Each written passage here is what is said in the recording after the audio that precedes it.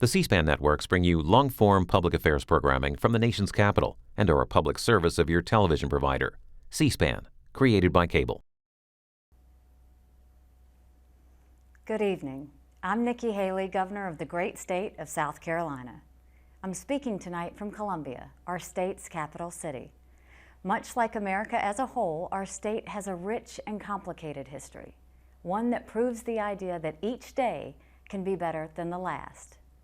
In just a minute, I'm going to talk about a vision of a brighter American future. But first, I want to say a few words about President Obama, who just gave his final State of the Union address. Barack Obama's election as president 7 years ago broke historic barriers and inspired millions of Americans. As he did when he first ran for office, tonight President Obama spoke eloquently about grand things. He's at his best when he does that. Unfortunately, the president's record has often fallen far short of his soaring words. As he enters his final year in office, many Americans are still feeling the squeeze of an economy too weak to raise income levels. We're feeling a crushing national debt, a health care plan that has made insurance less affordable and doctors less available, and chaotic unrest in many of our cities. Even worse, we are facing the most dangerous terrorist threat our nation has seen since September 11th. And this president appears unwilling or unable to deal with it. Soon the Obama presidency will end, and America will have the chance to turn in a new direction. That direction is what I want to talk about tonight. At the outset, I'll say this.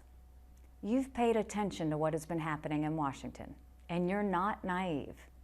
Neither am I. I see what you see, and many of your frustrations are my frustrations. A frustration with a government that has grown day after day, year after year, yet doesn't serve us any better. A frustration with the same endless conversations we hear over and over again.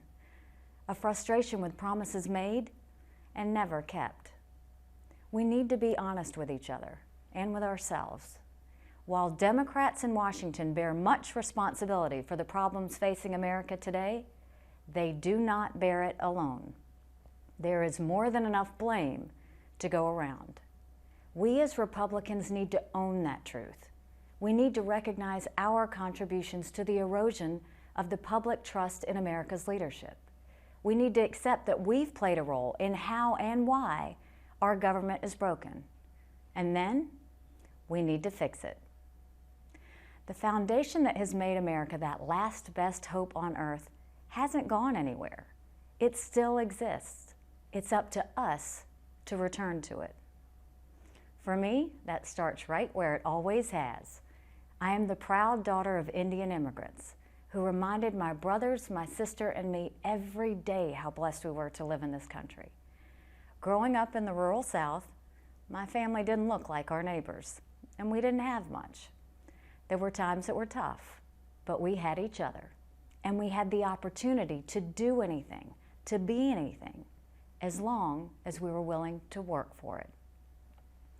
My story is really not much different from millions of other Americans. Immigrants have been coming to our shores for generations to live the dream that is America. They wanted better for their children than for themselves. That remains the dream of all of us. And in this country, we have seen time and again that that dream is achievable. Today, we live in a time of threats like few others in recent memory. During anxious times, it can be tempting to follow the siren call of the angriest voices. We must resist that temptation. No one who is willing to work hard, abide by our laws, and love our traditions should ever feel unwelcome in this country. At the same time, that does not mean we just flat out open our borders. We can't do that. We cannot continue to allow immigrants to come here illegally. And in this age of terrorism, we must not let in refugees whose intentions cannot be determined. We must fix our broken immigration system. That means stopping illegal immigration, and it means welcoming properly vetted legal immigrants, regardless of their race or religion, just like we have for centuries. I have no doubt that if we act with proper focus, we can protect our borders, our sovereignty, and our citizens, all while remaining true to America's noblest legacies. This past summer, South Carolina was dealt a tragic blow. On an otherwise ordinary Wednesday evening in June, at the historic Mother Emanuel Church in Charleston, 12 faithful men and women, young and old, went to Bible study. That night, someone new joined them. He didn't look like them, didn't act like them, didn't sound like them. They didn't throw him out. They didn't call the police. Instead, they pulled up a chair and prayed with him for an hour. We lost 9 incredible souls that night. What happened after the tragedy is worth pausing to think about. Our state was struck with shock, pain, and fear, but our people would not allow hate to win. We didn't have violence, we had vigils. We didn't have riots, we had hugs. We didn't turn against each other's race or religion. We turned toward God and to the values that have long made our country the freest and greatest in the world. We removed a symbol that was being used to divide us, and we found a strength that united us against a domestic terrorist and the hate that filled him. There's an important lesson in this.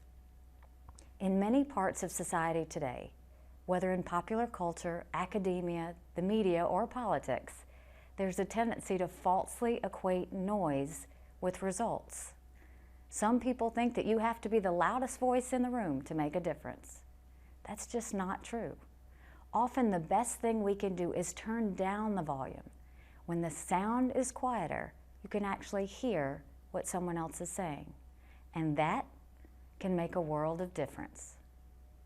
Of course, that doesn't mean we won't have strong disagreements. We will. And as we usher in this new era, Republicans will stand up for our beliefs. If we held the White House, taxes would be lower for working families, and we'd put the brakes on runaway spending and debt. We would encourage American innovation and success instead of demonizing them, so our economy would truly soar and good jobs would be available across our country. We would reform education so it worked best for students, parents, and teachers, not Washington bureaucrats and union bosses.